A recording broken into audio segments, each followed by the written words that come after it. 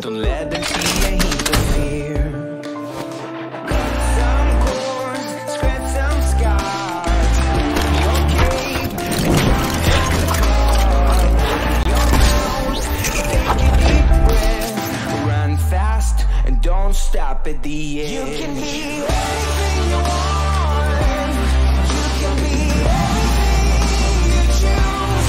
Do not let it slip away. 'Cause if you never try it, you never know. You can be anything you want.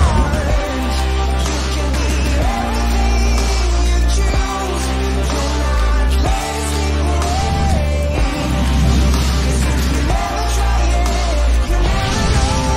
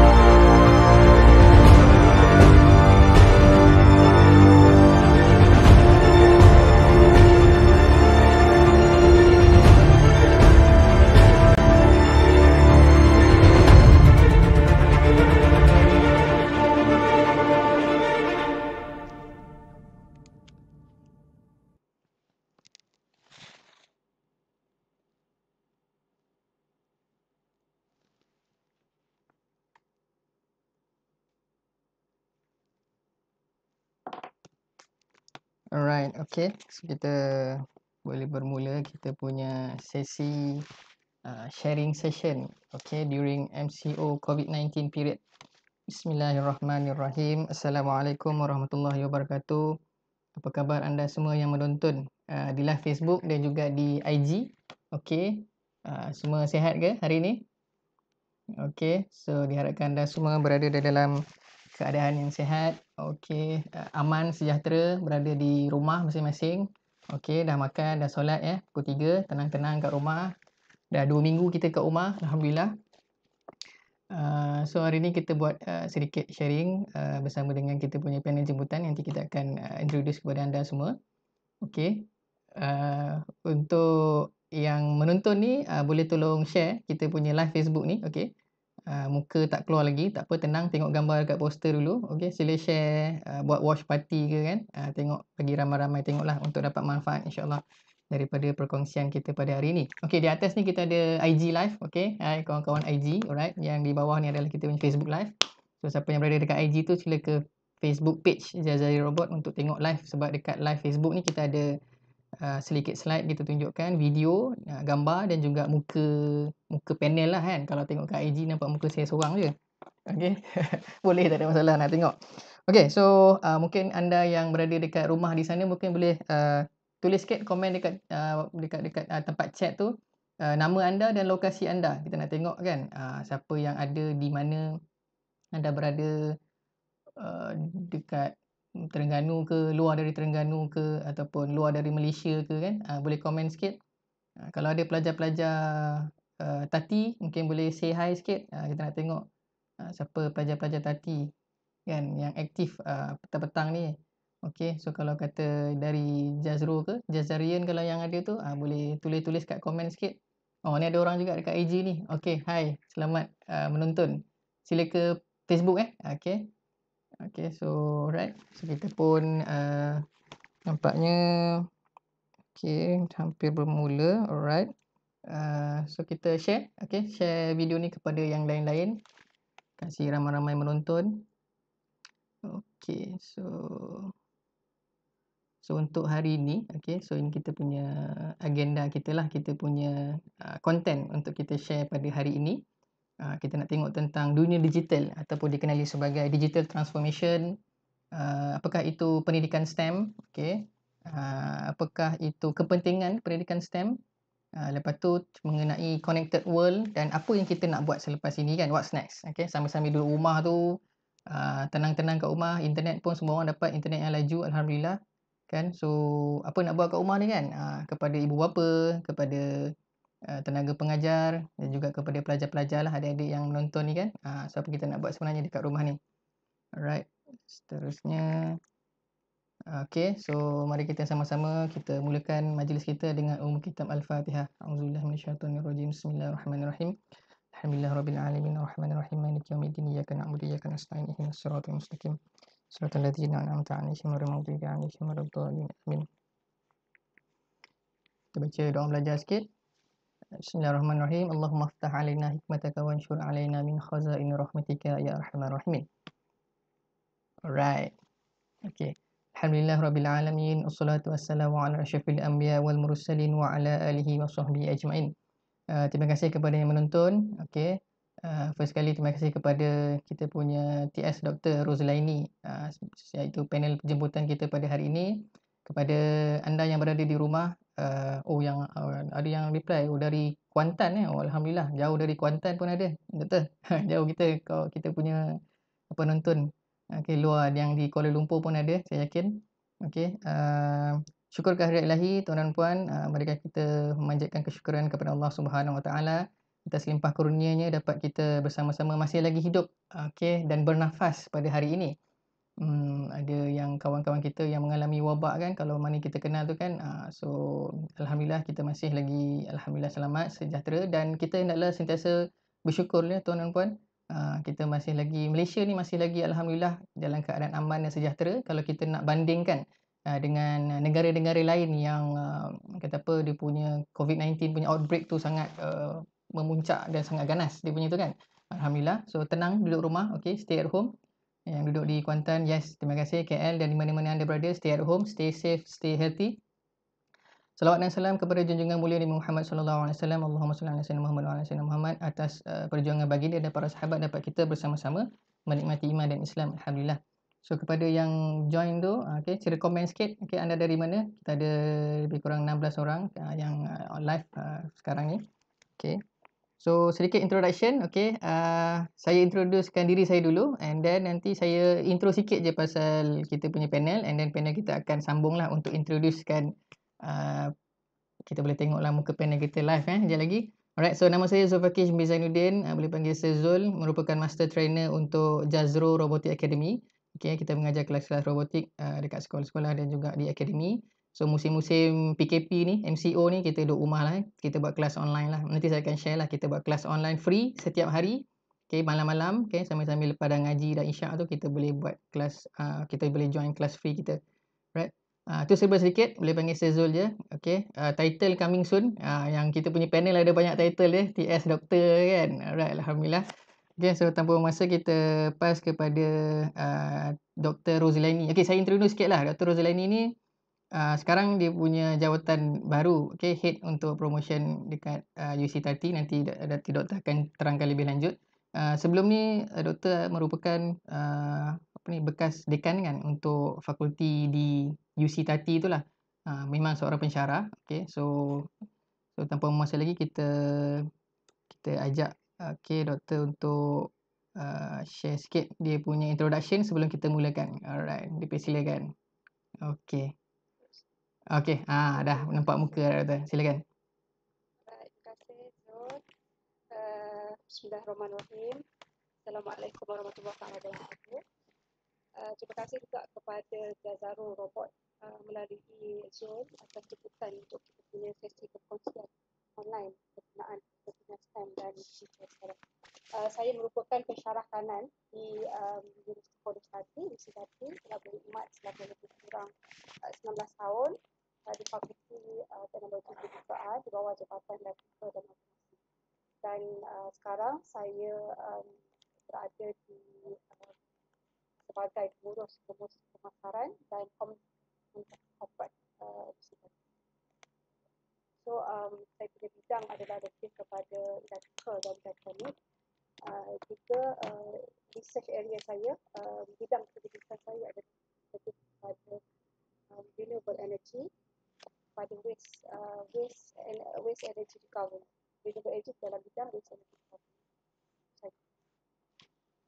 Baik, terima kasih doktor. Okey, so siapa yang mengenali doktor tu, alhamdulillah okey dapat tengok muka doktor hari ni, rasa duduk rumah tu dah mungkin student tati rindu nak tengok doktor punya kelas kot. Dapat tengok muka ni okeylah kot. Okey. So kepada yang tidak mengenali Dr. Rosalini, okey, so alhamdulillah kita dapat bersama dengan orang hebat kita pada petang ni.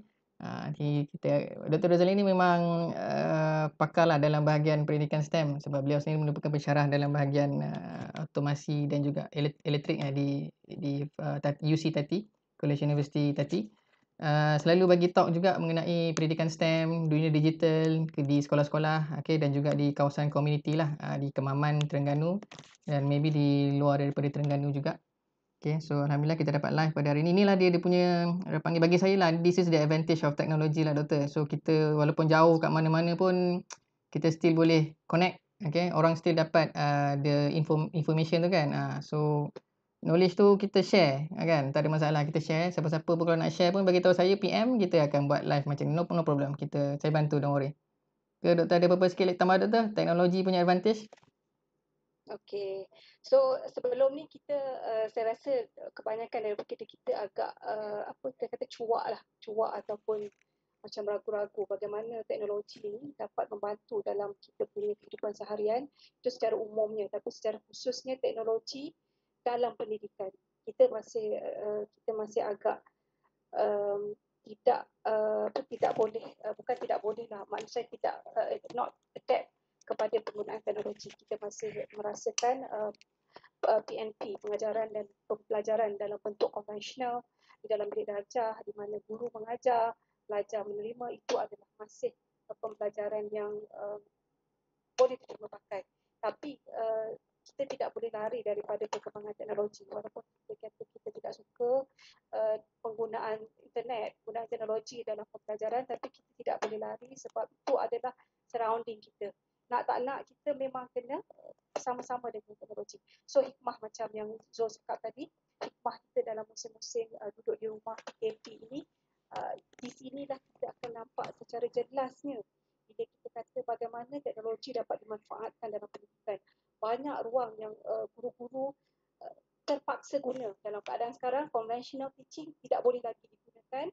Kita berada di rumah, sampai bila kita nak duduk di rumah tanpa belajar. Ini dah masuk PKP fasa kedua yang mana tambah lagi 2 minggu.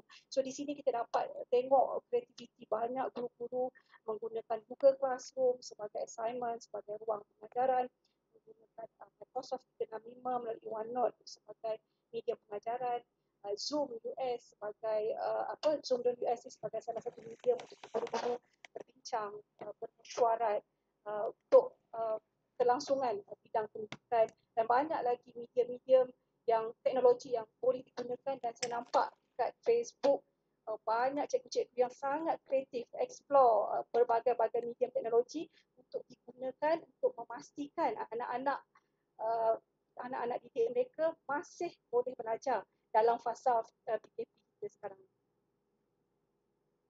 Betul doktor. Terima kasih atas antara yang dipanggil sebagai setting the scene for the heads up. Okay, so I believe ramai juga cikgu-cikgu yang dah kehadapan nak tak nak memang kena.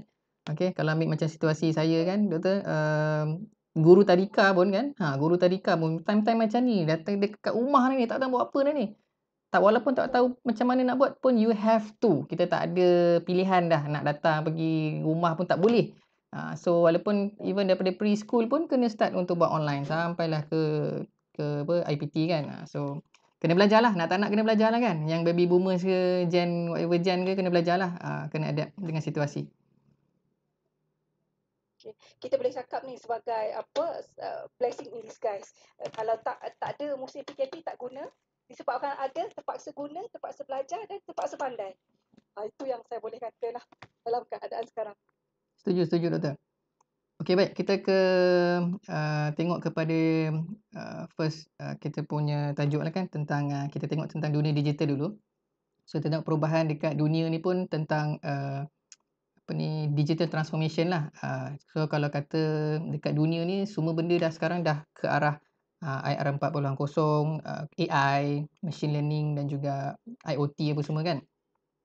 So saya share sikit ni, mungkin yang ni saya dapatan dari internet yang saya jumpa kan. So ni gambar-gambar yang kita tengah berlakulah di dunia sekarang kan, di zaman IR 4.0 ni. Ni zaman 2020 ni lah kan.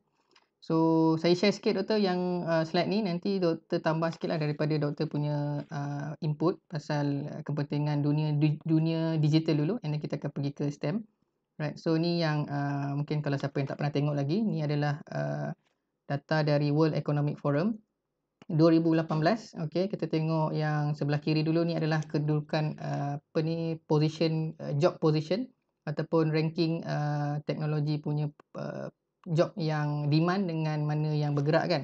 So kita tengok dekat belah kiri tu IoT daripada tahun 2018 still nombor 1 dan masih lagi demand 2019. Robotic Process Automation daripada nombor 9 jadi nombor 2. AI, Cognitive Computing, Machine Learning sekarang nombor 3 daripada nombor 2. Blockchain, macam aktiviti-aktiviti melalui blockcoin ni lah, blockchain. Next, Robotic and Automation, Autonomous Vehicle, kita tengok Tesla car semua buat kereta bergerak sendiri apa semua kan, Machine Learning. So memang ada demand. Augmented Reality, AR dan juga VR, demand. Social Networking, Collaboration Technologies, macam orang buat macam doktor cakap tadi, Zoom, Google Classroom dan sebagainya, semua orang nak carilah platform-platform online ni. Biotech, Digital Health dengan Genetik ni pun akan naik ni doktor kan. Nampak dia 2019 dia nombor 9. Ni sebab COVID-19 coronavirus ni, memang biotech ni akan demand dia naik lah. Siapa yang menceburi 10 bidang ni, insyaAllah anda ke hadapan lah. Dan juga pasal last kali on demand marketplace platform macam Shopee, Lazada, siapa yang pandai create marketplace punya platform ni, insyaAllah anda dekat jalan yang benar lah. Okay? Cahaya dia terang lah kat depan tu. Kita tengok yang belah kanan, rate of automation daripada 2018, daripada population semua pekerjaan di dunia, 71% manusia yang buat using human power. 29% je guna mesin macam contoh buat kereta apa semua kan, mass production semua pakai mesin. Menjelang 2022, 2025 kita dah nampak peningkatan kepada mesin digunakan di dunia ini. So manusia dah kurang execute kan, pekerjaan-pekerjaan semua akan digantikan dengan robot. Okay, so ni daripada World Economic Forum juga. So kita tengok 10 pekerjaan yang akan emerging. This is dia punya forecast lah yang akan ke hadapan, dan also 10 pekerjaan yang akan declining. So kita mungkin boleh share kepada tenaga pengajar, share kepada anak-anak anda supaya galakkan mereka fokus dekat 10 top 10 emerging ni lah kan. Kalau tengok declining punya job ni pun dah macam sama-sama je kan, dah kurang lah kan. Clerk apa semua kan, yang bawah ni kat accounting, payroll clerk, secretary apa semua ni dah kurang. Tengok yang atas tu, kita fokus dekat yang belah atas. Data analyst, data scientist, AI specialist, machine learning specialist.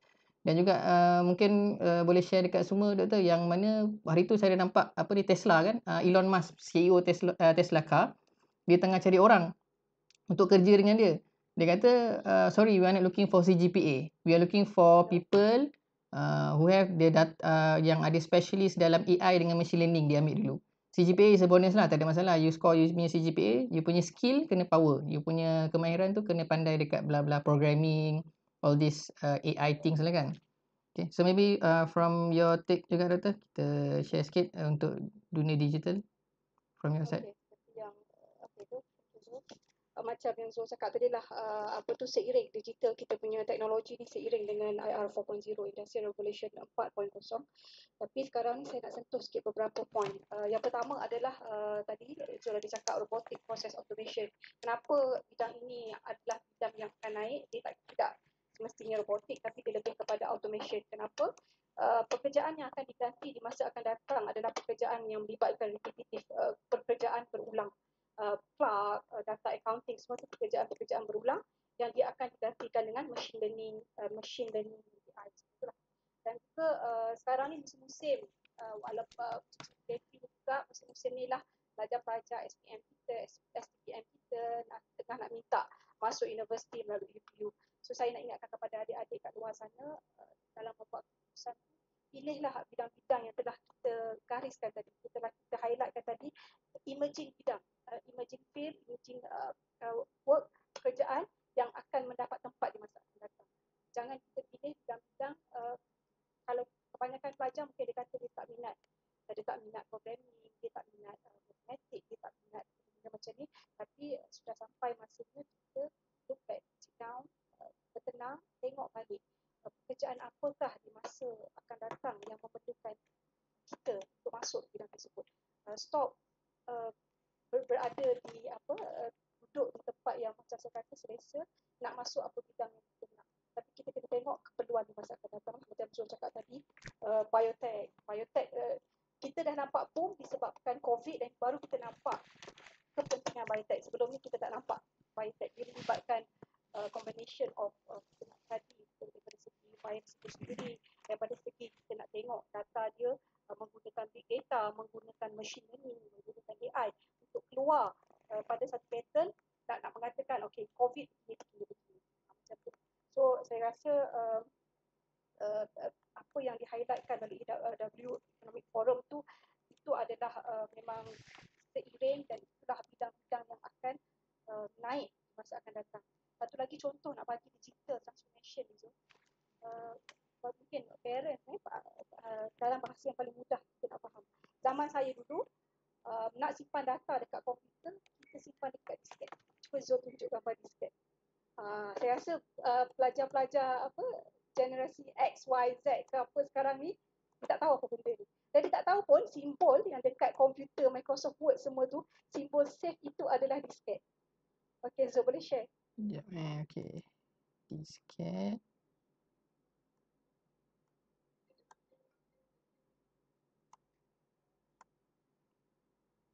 Okay, yang ni gambar disket.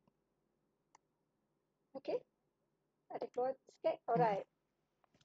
Siapa pernah Okay, tengok? itu Siapa disket. pernah tengok? Mungkin boleh komen sikit. Ni benda apa ni? Okay.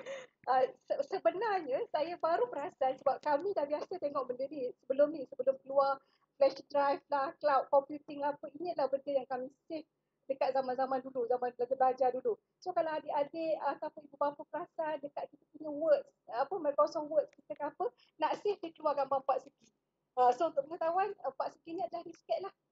So nak katanya zaman dulu kita gunakan disket. Okay, move sekejap kepada zaman yang sebelum menggunakan cloud computing, kita guna pula flash drive. Masih dalam bentuk fizikal, penyimpanan dalam bentuk fizikal tapi lebih kecil dan boleh simpan dalam data yang lebih besar. Okay, Zul cuba tunjuk macam mana flash drive. Flash drive ni saya confirm lah, generasi sekarang ni memang biasa. Okay, macam-macam bentuk flash drive. Dalam bentuk kad, dulu besar sikit, sekarang dalam bentuk yang paling kecil, boleh bentuk sangkut dekat leher. Okay, flash drive. Yang ni generasi sekarang mungkin kenal kot kan. Yang ni lebih dekat sikit dengan mereka. Okay. Okay, yang ni flash drive. Ataupun thumb drive lah orang panggil kan. Flash drive ke, thumb drive ke, macam-macam lah. Dalam sekarang ni dia datang dalam bentuk, ni awal-awal dululah saya rasakan Zul besar macam ni. Sekarang ni dah senipis-nipis dan sekecil-kecilnya benda kita nak gunakan flash drive tu. Okay, itu pada zaman sekarang. So now kita moving kepada digital transformation, digital teknologi yang kita kata. Example yang paling mudah adalah cloud computing. Cloud computing adalah penyimpanan data dalam bentuk yang bukan fizikal. Maknanya dalam bentuk cloud, dalam bentuk di atas talian. So maknanya tak payah dah nak bawa tertinggal, nak hantar assignment, nak print dekat kedai mana-mana tertinggal flash drive ke, tertinggal disket ke, tak boleh nak print ke. Kita open je dekat mana-mana yang ada internet dan kita boleh download dan kita boleh print. Itu adalah cloud computing. Daripada satu segi lain, company-company pula penggunaan cloud computing ni akan menjimatkan ruang. Bilik server yang kalau dulu bilik server dia kena besar, server yang macam-macam besar nak simpan macam-macam. Now kita moving kepada cloud computing. Itu adalah saya rasa salah satu contoh digital teknologi yang paling mudah untuk kita nampak dan paling mudah untuk kita faham sebab kita ke arah menggunakan cloud. Lepas ni saya rasa lah, I believe even flash drive ni pun dah tak akan ada lah. Dalam bentuk fizikal ni pun mungkin dah tak akan ada. Semua moving towards kepada cloud computing. Walaupun kita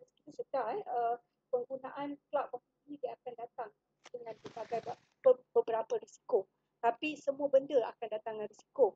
Disket rosak, hilang, flash drive tiba-tiba korup ke apa ke tak boleh nak guna. Okey, cloud computing isu dia mungkin daripada segi security. Sebab itu kita ada bidang data security. Benda-benda tu dia datang dengan pro and cons, tapi dia datang juga dengan peluang-peluang pekerjaan, peluang-peluang bidang pengajian baru yang patut adik-adik kita ceburi untuk mengisi gap ataupun kekosongan bagi ruang-ruang yang kita sebut tadi.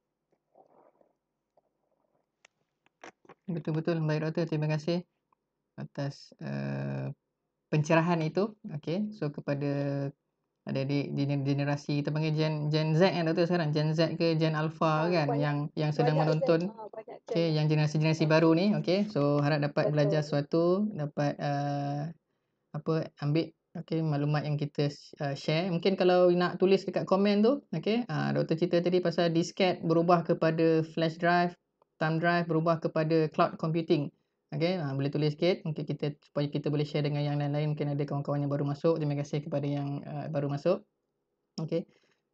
Boleh share kepada, tekan butang share, okey. Bagi ramai lagi dapat mengikuti live Facebook ni. Sebab tengok doktor pun duduk rumah kan, tenang-tenang je kan. Rasa nak bercakap tu, doktor memang suka bercakap. Tapi duduk rumah dia susah nak cakap. Cakap dengan anak, cakap dengan rumah pokok je kan. So, Alhamdulillah dapat bercakap juga hari ni. Walaupun alam maya, tapi bestnya alam maya ni dia boleh reach dekat ramai orang kan. Tak perlu kita nak panggil duduk dekat dewan. So, Alhamdulillah kita dunia maya ni ramai yang join kita. Okay, Alhamdulillah 20 orang. Tekan butang share doktor. So, mungkin doktor boleh sikit je tu. Ini kita nak selingan je. Kenapa diorang kena share doktor video ni? Facebook live ni kenapa diorang kena share? Okey, di musim-musim PKP ni kan, ini adalah salah satu bentuk sharing session yang mungkin pada duduk saja, mungkin nak buat sekolah, nak release extension, nak dapat knowledge secara indirect, tapi mungkin membantu adik-adik daripada segi yang nak membuat keputusan nak masuk universiti mana, nak pilih program mana, bagi adik-adik yang tingkat sekolah menengah, sekolah rendah, dan ibu bapa pun untuk kita open up sikit, buka sikit kita punya pengetahuan kepada bidang baru yang kita tak boleh nak elak, tak boleh nak lari, dan kita kena hadapi juga. So share. Tekan butang share, buat watch party kan dekat anda punya timeline tu, kasih ramai-ramai tengok. Okey, so seterusnya doktor kita tengok kepada pendidikan STEM. Okey, so kita akan pergi kepada introduction tentang apakah itu STEM education, pendidikan STEM tu apa. And then what is the importance of pendidikan STEM. Okay, so kejap saya ke sini kita tengok sedikit tentang dia punya slide ni lah. Okay, so seiring dengan perubahan industri 4.0 dunia digital ni, Malaysia juga tak lari. Kita pun Alhamdulillah masih bergerak bagus seiring. Kementerian Pendidikan Malaysia, KPM pun telah embark pendidikan pembelajaran abad ke-21. Adik-adik belajar pun sebenarnya dah biasa dah kan dengan YouTube, dengan online apa semua kan. So Alhamdulillah kita kat situ. Ada negara-negara yang masih lagi belum start lagi. So kan, so kita kena bersyukur Alhamdulillah. So ni adalah roadmap 2013-2025 yang KPM dah gariskan, kerajaan dah gariskan untuk pelajar-pelajar yang baru, Gen Z, Gen Alpha dan sebagainya untuk follow. Kita tak nak ketinggalan kan. So kalau jadi macam perkara-perkara macam ni, online tu dah biasa dah. Oh tak apa, kita orang biasa buka YouTube beres. Kan dah biasa tengok kartun kan sebelum ni kan, belajar kan. Kita sekarang ni kita buka YouTube, kita belajar. Kita buka Google Classroom, kita belajar pula. Daripada tengok game, tengok video-video, tengok kartun lah kan. Biasa budak kan. So belajar. Kita gunakan screen time ni untuk belajar. Okay. So saya akan share satu video. Okay, ni video dari KPM tentang pendidikan STEM. So untuk anda boleh tengok dulu video ni. Okay, nanti kita akan bersambung dengan doktor. Okay, silakan.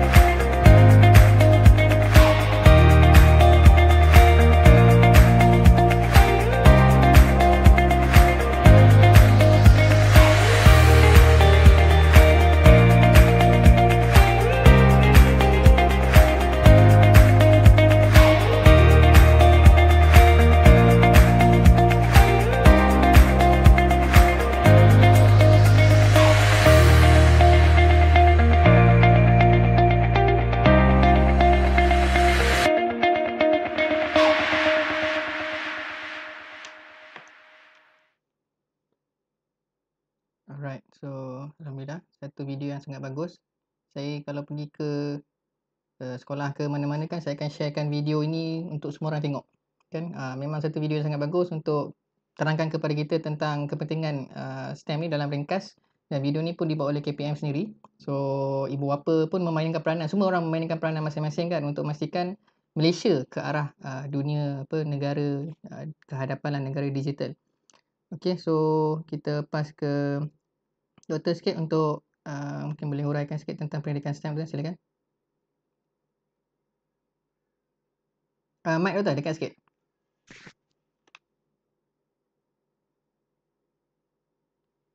Sekejap. Tak dengar ya.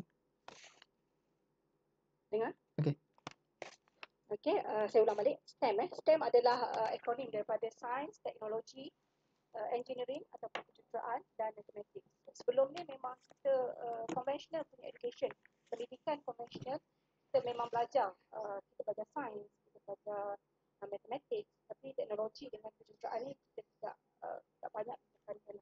STEM adalah basically lebih kepada pembelajaran secara interdisiplin, integrated learning di antara keempat-empat bidang. Kita belajar sains, kita belajar matematik. Tapi bagaimanakah kita nak aplikasikan sains dan matematik di dalam kejuruteraan, di dalam teknologi. Kita memerlukan empat-empat bidang ni untuk bekerja secara integrated, secara bersepadu. Okey, lagi satu, STEM ni adalah melibatkan pembelajaran yang berasaskan problem solving, penyelesaian masalah, real time problem solving ataupun penyelesaian masalah sebenar. Kalau dulu kita belajar sains, ingat tak? Saya dululah selalu tanya, ataupun kadang-kadang anak-anak kita pun selalu juga tanya, mak, bila nak guna kita belajar semua sains ni? Mak, bila nak guna kita belajar matematik ni? So, STEM is about integration. Belajar benda tu kat mana aplikasi di dalam teknologi, kat mana aplikasi di dalam kejuruteraan. Itu satu. Satu lagi adalah skill, kemahiran yang perlu ada di dalam STEM ini adalah kemahiran berkolaborasi, kemahiran berkomunikasi, kemahiran dalam critical thinking, berfikir secara kritis, kemahiran dalam problem solving atau penyelesaian masalah, dan berfikir secara kreatif. Semua elemen ini perlu ada dalam pembelajaran STEM. Barulah kita boleh capai hasrat yang ditetapkan oleh Kementerian kita, kerajaan kita untuk 60% STEM itu, dan agar pelajar-pelajar kita ni minat STEM. Kita punya kebimbangan di ketika ini adalah pelajar tidak minat STEM. STEM, sains, matematik adalah satu subjek yang tidak berapa diminati. Mungkin disebabkan faktor-faktor yang kita kata tak nampak, tak faham apa yang mereka belajar. So melalui STEM ini, belajar melalui eksplorasi, belajar melalui membuat eksperimen sendiri, belajar melalui penyelesaian masalah. Dan saya rasa daripada situ pelajar akan mula nampak dan boleh mengaplikasikan semua yang dipelajari. Maknanya sains, belajar sains untuk kita tengok the foundation, the fundamental sesuatu problem. Belajar matematik untuk menghasilkan formula ataupun pengiraan bagi menghasilkan teknologi yang diperlukan oleh manusia ataupun kita zaman sekarang. Kalau kita tengok macam musim-musim COVID ni, saya boleh cakap one of the country yang agak depan adalah Korea Selatan dengan China lah. In fact, kalau Korea Selatan dia buat pemesanan track bagi close contact untuk COVID menggunakan AI. Jadi dia cepat dapat ke benda tu dan dia cepat dapat detect area mana yang ada dan dia boleh terus buat pemeriksaan pada COVID bagi suspek-suspek yang mungkin ada. Juga China juga dia menggunakan robot untuk buat disinfectant di bandar-bandar dia dan untuk buat surveillance, nak tengok sama ada public patuh pada arahan yang dikeluarkan oleh government untuk duduk di rumah. Itu adalah salah satu contoh the integration of STEM dalam penghasilan teknologi yang diperlukan oleh kita di masa kini lah. So itu bagi saya STEM ni adalah sesuatu bidang ataupun sesuatu area yang perlu di look into oleh pelajar-pelajar, diambil consideration dalam pemilihan kerjaya mereka, dalam pemilihan bidang bidang-bidang yang mereka nak pilih untuk nak further dia punya tertiary education. Baik, terima kasih Doktor. Apakah itu pula STEM stream? Kan ada tambah-tambah arts pula kan? Tu macam mana tu komen Doktor? Alright. Feedback. Okay, kalau STEM sebenarnya benda ni dekat overseas, benda ni dah bukan benda yang baru lah dekat kita, dia baru diimplementasikan. Kalau dekat overseas dia tambah lagi satu STEM lah. STEM adalah A is for art ataupun seni. Art ni dia refer daripada segi linguistik, bahasa, daripada segi visual art, daripada segi dance, music dan new media punya art. Itu dikategorikan dalam art juga. Saya rasa STEM is also a good point juga. In fact, kita dah buat dekat Malaysia ni pun, cuma tidaklah membawa masuk secara khusus. Okay, STEM, and then go for stream R for reading, atau oleh mantan mencuba sebelum ni. Tapi sebenarnya secara keseluruhan, benda ini kita dah slowly adapt. Semua tidak dijatahkan dalam satu akronim. Okay, Malaysia towards STEM, Malaysia towards STEM, Malaysia towards stream. Bagi saya, yang penting adalah kita betul-betul mengimplementasikan, mengadaptasikan apakah dia maksud di sebalik semua akronim lah, stream, STEM. Itu adalah yang lebih penting, dan kita memupuk ataupun menarik minat tanggungjawab kita sebagai academician ni, guru, pensyarah, macam mana kita nak menarik minat pelajar-pelajar kita supaya STEM is fun. Okay, saya suka gunakan term STEM is fun. STEM is not a scary thing, but STEM is fun. Tapi perlu ada satu kaedah ataupun metod ke arah betul-betul nak membuktikan that STEM is really fun. Bukan satu benda yang, satu subjek yang sangat ditakuti oleh pelajar-pelajar. Okey, baik. Terima kasih Doktor. Alhamdulillah. So harap dapat yang menonton dapat belajar sesuatu. Okay, so pilih ke arah STEM education. Kan. So, itulah dia punya future of the technology, future of the world lah, insyaAllah, teknologi digital ni kan. Okay, baik. Seterusnya kita tengok di slide ni. Okay, Doktor dah sharekan tadi tentang importance of STEM education. And next saya nak share macam dekat kita punya media sosial, saya dah tunjukkan, kita tunjuk satu poster. Kelas online adalah keperluan untuk masa MCO ni lah kan. So nak tak nak tu kita kena ke situ lah, kena ke online. Kepada yang menonton, boleh ready dengan soalan anda. Kita akan ada sesi Q&A sekejap lagi. So kalau anda ada soalan, boleh typekan dekat komen. Okay, nanti kita akan cuba, nanti kita pass kepada panel untuk jawab soalan. Alright, so sambil tu jangan lupa ditulis soalan anda.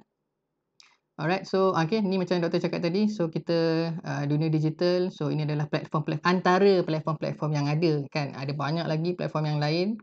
Okay, so kalau ada dia nak belajar, mungkin ada dah biasa dengan Google Classroom ataupun tenaga pengajar kan, cikgu-cikgu, Google Hangout, macam yang Doktor cakap tadi lah, Skype dan juga Zoom. Ada yang guna macam saya Doktor, anak saya mengaji guna WhatsApp call je cikgu. Doktor, video call je. Pun boleh juga kan, tak ada masalah. Any teknologi kita gunakan. Inilah masanya kan. So I think yang paling basic pun video call WhatsApp tu pun dah cukup okey dah kot. Nak jumpa dengan cikgu-cikgu kan, nak berinteraksi dengan pelajar-pelajar mereka waktu MCO ni. Cikgu boleh buat nota melalui PowerPoint, slide, dan boleh buat video. Sekarang PowerPoint dah boleh buat video recording tau dekat PowerPoint tu. So itu kita boleh buat, hasilkan satu video melalui PowerPoint dan kita boleh upload kat WhatsApp bagi mungkin ada setengah isi rumah yang pelajar-pelajar yang tak ada internet akses ataupun tak ada laptop ataupun komputer untuk nak akses semua benda ni, kita boleh upload melalui WhatsApp saja. Itu pun dah boleh salah satu bentuk pembelajaran secara online juga yang dipermudahkan. Baik Doktor. Alright, so kita dah 3.50. Okay, so seterusnya saya tunjukkan. Okay, ini saya nak share sikit Doktor kan. Ini yang mana yang kita buat Doktor. Setiap hari kita buat kelas online, robotik online. Kita buat tentang programming lah, simple kan. So kalau siapa-siapa yang menonton ni nak join boleh, tak ada masalah. Nanti PM dekat nombor tertera tu. Kita buat pukul 9 malam setiap hari. Malam ni pun ada. Malam ni adalah malam yang kelas yang kelima lah. Kita bagi latihan. Adik-adik belajar flowchart. Diorang buat latihan. Kita bagi latihan. And then kita bincangkan jawapan bersama-sama. Okay, so Sambil-sambil malam tu lepas dah solat Isyak kan, dah makan apa semua, silalah join okey. Siapa-siapa yang free. Everyday kita buat dan dia free. Jangan risaulah. Okey, tengok belajar dalam 30 minit, 40 minit. Okeylah kan, sambil-sambil kan. Daripada tak ada buat apa, tengok lagi game, tengok kartun lagi, buat apa kan. Siang dah tengok dah tadi. So kita manfaatkan masa yang ada tu insya-Allah. Okey. So ini kita akan tunjuklah ni antara contoh kita punya robot, and also kita pakai Scratch kan. Scratch adalah programming language yang mudah lah. Sekolah rendah I believe pun dah slow-slow dah start belajar, dah kenal kan. And then ni dia punya programming lah. So mungkin dalam next week kita akan start daripada flowchart yang kita buat tu, kita akan tukar ke bentuk programming. So mana yang daripada rumah tu pun boleh access benda ni, tak ada masalah. So kita back kepada doktor untuk seterusnya doktor. Kita pun dah sampai ke about dah 15 minit. What's next doktor? Untuk mereka yang tengah menonton ataupun yang berada dekat sana tu, luar sana tu, apa dia perlu buat seterusnya? Dah tahu tentang kepentingan STEM ni. So what's next? Silakan. Okay. So bagi saya punya cadangan lah, salah satu area juga yang perlu adik-adik cuba masuk, cuba pelajari, cuba tengok-tengok, adalah programming. Sebelum ni orang cakap programming ni susah, takut kan? Tapi sekarang kita ada banyak bentuk programming, kita panggil block programming. Contoh dia macam yang Jazaro buat lah, Microbit, Scratch. Scratch dengan Microbit ni is basically the same thing tapi kepada application yang berbeza lah. Dua-dua dibangunkan oleh MIT student. Okay, so Scratch adalah macam Zul cakap tadi, pada adik-adik main game, pada adik-adik tengok kartun. Ni saya nak bagi satu cadangan. Adik-adik yang suka main game, adik-adik yang suka tengok kartun, suka tengok animasi, apa kata now adik-adik yang producekan kartun tu, producekan animasi tu, buat game sendiri. Okay, macam mana nak buat? Semua ni kita boleh belajar melalui Scratch. Pergi dekat Scratch, tengok dia memang saya rasa kalau adik-adik join kelas melalui Sezol ni, melalui Jazro ni, saya rasa dalam 2 ataupun 3 kelas selepas tu adik-adik dah boleh start buat sendiri Scratch. Boleh buat animasi sendiri, boleh buat kartun sendiri, boleh buat apa sebarang game berdasarkan kreativiti. So saya rasa itu adalah the next step. Ini bukan terhad pada sekolah rendah sahaja, sekolah rendah tak boleh, seawal sekolah rendah, seawal ada kita pun tak boleh.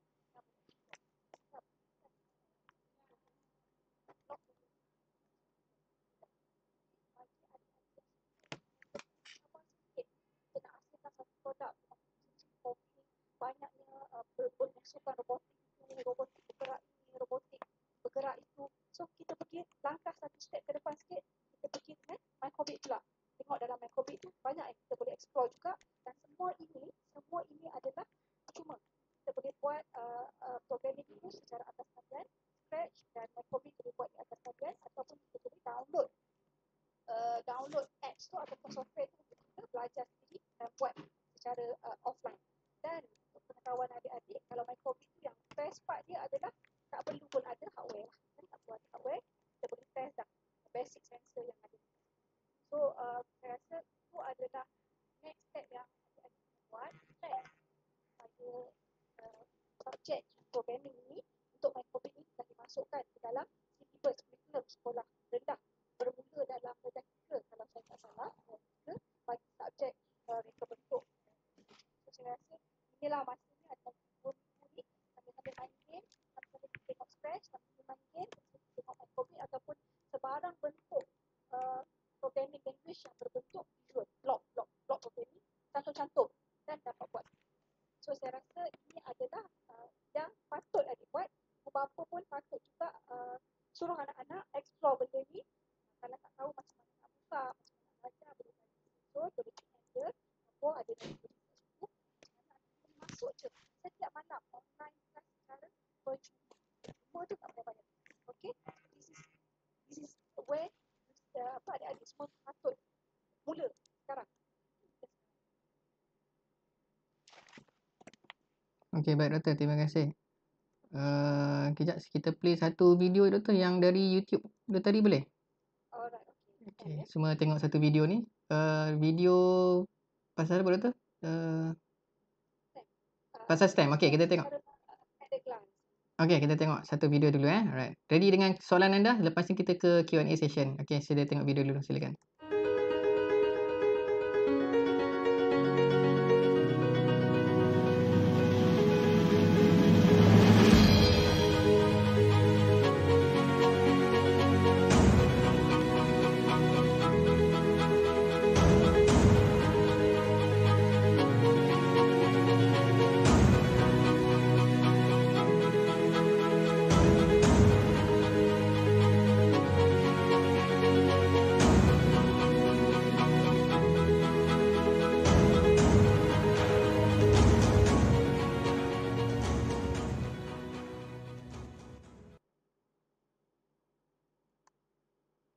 Alright. So simple video, okey. Dia punya summary lah sikit, kita summarizekan everything yang kita ceritakan pada hari ini tentang pembelajaran dunia digital ataupun STEM education.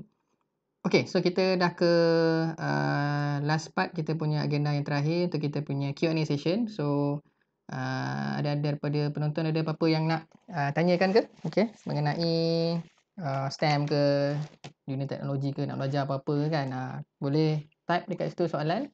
Lepas tu kita tengok, kita cuba jawab macam mana. Kita bersama dengan orang pakar ni kan. Kalau tak gunakan panel jemputan untuk menjawab soalan tu rugilah kan. Ada lebih kurang 20 orang yang ada sekarang ni boleh tanya soalan. Cikgu model kat sini, okey. Kalau ada apa soalan cikgu. Kalau ada yang ibu bapa yang tak tahu nak mengajar macam mana ke dekat rumah kan. Kadang-kadang rasa macam jadi singa kat rumah kan. So macam mana nak buat tu? 24 jam dengan anak kan. Selamat Hari Raya lah nampaknya. Lagi 2 minggu kita kena harungi kalau tak ada tambah. Kalau ada tambah tu macam tu lah. Okay, so macam yang saya share minggu lepas FB live saya buat tentang apa nak buat waktu PKP ni. Okay, buat jadual untuk anak anda. Okay, jadual untuk kita yang dewasa dan juga jadual untuk anak. Tu paling penting lah. Anak lah paling penting. Kalau tak mak ayah pula nanti yang jadi singa kan. So follow jadual. Alright, insyaAllah susun bagi diorang masa yang bermanfaat lah. Isi masa tu dengan aktiviti yang bermanfaat. Okay, ada soalan daripada anda? Boleh type. Okay, kalau ada soalan teruskan type. Okay. Kalau tak ada sementara tu mungkin saya boleh tanya satu soalan doktor. Okay, kalau robot semua dah menggantikan kita tengok di data tadi kan daripada World Economic Forum sendiri ataupun data yang daripada kita nampak tadi 65% pekerjaan pada masa akan datang tidak wujud lagi pada hari ini. So soalannya kebanyakan pekerjaan-pekerjaan masa akan datang tu semua pekerjaan-pekerjaan yang sekarang ni macam doktor cakap tadi tentang apa pekerjaan berulang kan, routine job semua robot akan buat. So soalannya biasa pun saya tanya soalan ni dekat sekolah-sekolah, kita pergi sekolah kan tanya kat student-student kan. Okey, so sekarang bila semua robot dah ambil alih, awak nak buat apa? So soalan saya kepada doktor juga, apa yang manusia buat lah untuk di masa hadapan lah. Anak-anak kita ni kecil ni kan dah 10 tahun dia dah besar, dah semua robot yang buat kan. So dia nak buat apa? Mungkin boleh pencerahan sikit pada semua. Soalan tu bagus tu sebab selalu memang orang suka ni kalau semua robot buat macam mana? Kami nak buat apa? Soalan tu biasa ditanya. Soalan saya, siapa yang buat robot? Okay, soalan saya tu je. Siapa yang buat robot? Robot tu at the end of the day dia adalah masih dicipta oleh manusia. Dia perlu melalui sesi uji kaji, sesi analisa sama ada ketepatan data-data yang disediakan. Robot itu perlu detail daripada segi. Memang dia boleh buat dia bekerja 24 jam sehari, seminggu, setahun, tapi dia masih perlu maintain. Data dia masih boleh lari. So siapa yang akan buat itu? Data analysis, data analysis. Orang yang menganalisa data. Dia perlu ada data analysis untuk analisa data itu. Dan daripada pattern ataupun dapatan dari data itu, barulah dia mengautomasikan. So semuanya itu ada orang di sebalik tabir, ada orang di belakang yang perlu membuat itu semua. Data security, macam mana kita nak pastikan data kita selepas semua benda diautomasikan, dibuat secara automatik. Macam mana kita nak pastikan tidak ada data leakage, tidak ada kebocoran data. Siapakah orang itu? Kita yang akan memastikan data itu tidak leakage melalui sistem security yang kita kena gunakan. So at the end of the day, benda ni tidak ada isu lah kalau robot ganti saya nak buat apa. Dia akan ada isu kalau robot ganti tapi saya tak nak masuk ke bidang itu. Then the problem will come. Saya tidak mahu masuk ke bidang itu, tetapi bidang itu akan dibuat oleh robot. Itu akan jadi masalah. Oh, bagus. Alhamdulillah. Terima kasih doktor. Ataupun satu lagi di sebalik robot ni semua adalah programming lah kan. Macam doktor sebut apa data semua tu kan. Pandai programming lah. Itu je dia punya tips kan. Masuk programming lah. Masuklah dunia programming. Sebab oleh data-data yang kita dapat ni semua kita akan bagi kat robot. Dan bahasa yang robot gunakan adalah language dia programming lah kan. Sama ada C ke C++ ke Python dan sebagainya lah. Java dan sebagainya. Tapi kena faham. Dia orang cakap bahasa apa kan. Kalau tak, kita tak boleh cakap bahasa Melayu dengan robot kan. Okey, daripada yang menonton ada soalan? Okey, belum masuk lagi soalan? Okey, tak apa. Okey, saya tanya lagi satu soalan. Apa beza TVET dengan STEM ataupun macam mana hubung kait TVET ni Doktor? TVET dengan STEM adalah benda yang sama. Dia teknologi, vocational education, basically pembelajaran yang berasaskan teknologi. Kalau dulu mungkin masa zaman-zaman saya dulu belajar, kita belajar lebih kepada teori lah, tak ada practical, tak ada hands on. Kalau ada pun mungkin tak banyak. Tapi sekarang ni dunia telah berubah, permintaan telah berubah.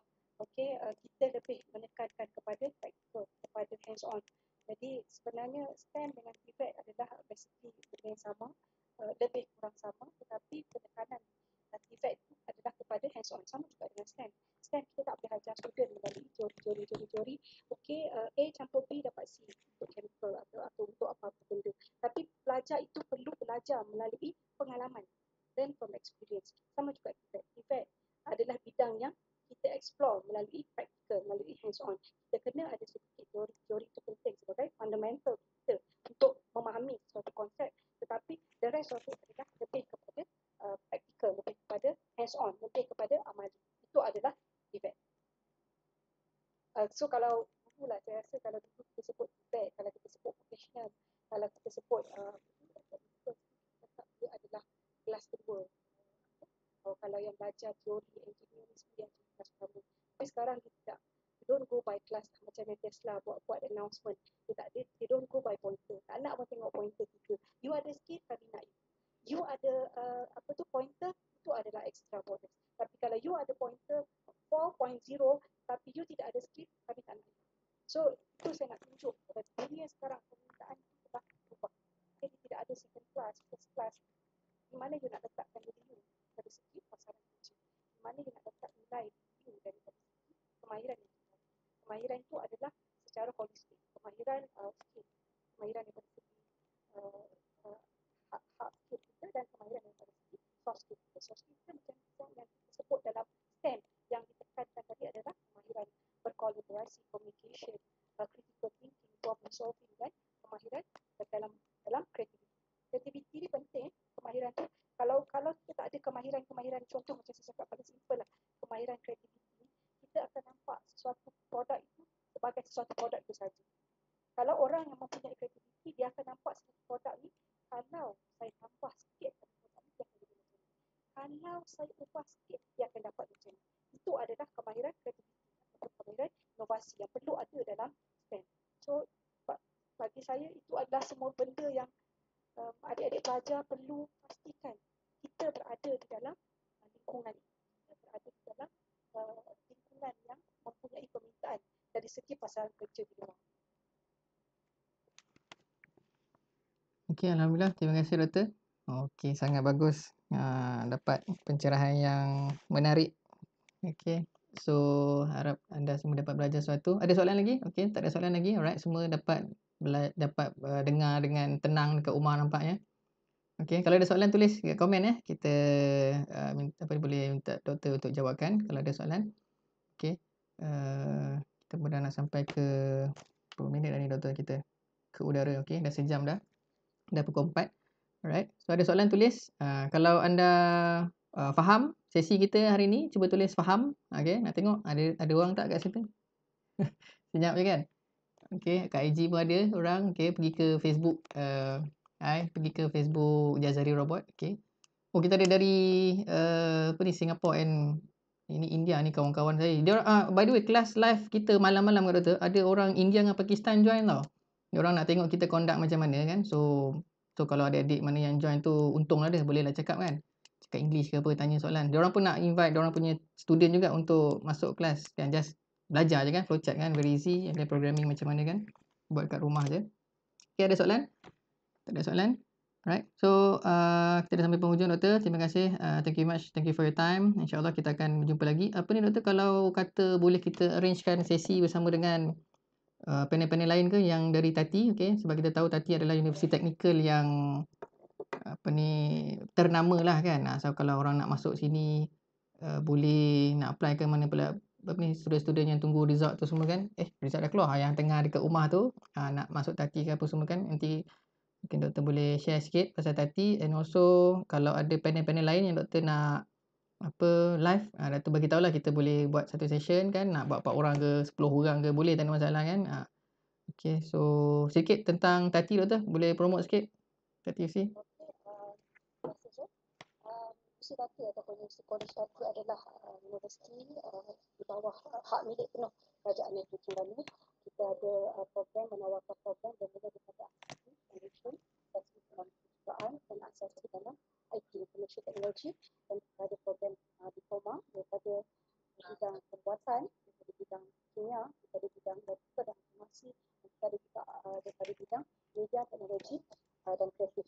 Seterusnya kita ada juga menawarkan bidang yang sama tadi, dan juga terbaru kita ada bidang master ijazah sarjana secara pendidikan dalam bidang instrumentasi dengan dalam bidang pembuatan, dan kita dalam proses untuk menawarkan PhD dalam masyarakat. Jadi bagi adik-adik yang tengah tunggu result sekarang, yang tak tahu nak pilih apa, saya nak suka ni tapi saya tak pandai ni, saya tak suka ni tapi saya rasa saya kena tahu ni, dan boleh contact kita, pergi ke Facebook official UC Tati, University College Tati. Dekat situ ada banyak info, ataupun boleh je dekat situ boleh tekan mana-mana link untuk contact perunding kami bagi mendapatkan khidmat nasihat dan mendapatkan lebih lanjut maklumat berkenaan bidang apa yang sesuai dengan adik-adik. Okey, doktor, terima kasih. Tak apa, sekejap lagi saya tengah download video korporat Tati. Okey, nanti kita boleh share. So sebelum tu kita tengok 2 video lagi ya, video Jazro and also video Tati. Okey, so semua relax kejap, jangan keluar lagi. Tengok satu video dulu. 2 video lagi ya. Satu video Jazro and satu video Tati. Okey, silakan.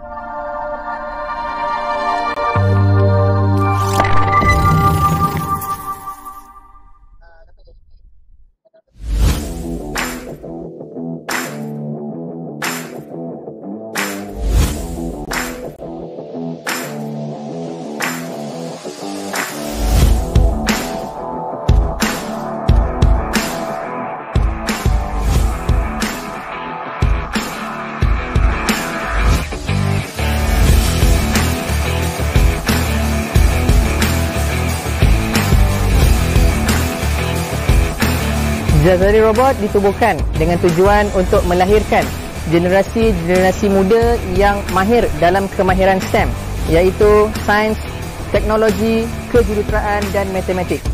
Dengan moto Develop Young Engineers, kami memfokuskan kepada pembinaan modal insan yang boleh mengaplikasikan penggunaan teknologi digital selari dengan Industry Revolution 4.0 atau IR 4.0.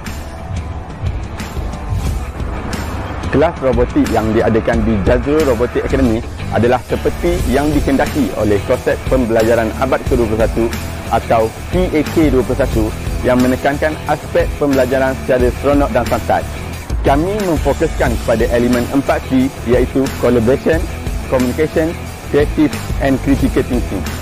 Kami mengalu-alukan kerjasama dan kolaborasi dari pihak luar dan pengetahuan dalam bidang STEM, sains, teknologi, kejuruteraan dan juga matematik kepada anak-anak muda, penduduk setempat dan golongan dewasa untuk mengenali dunia digital pembelajaran, microprocessor, Arduino, Raspberry Pi, drone programming dan banyak lagi.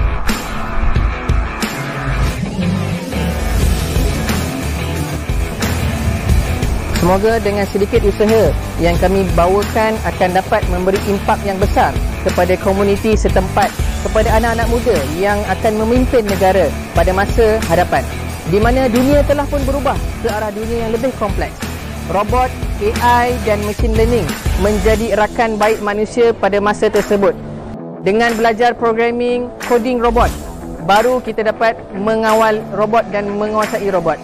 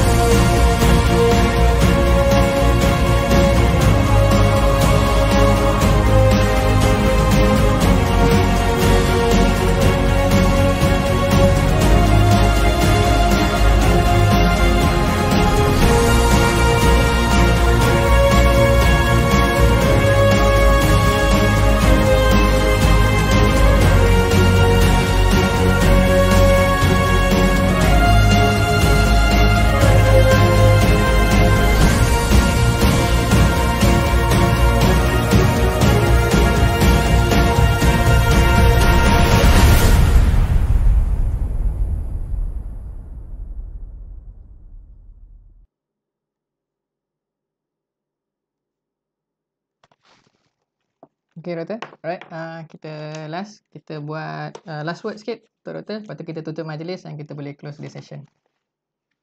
Terima kasih John bagi mewakili Jazur Robotik atas cerita.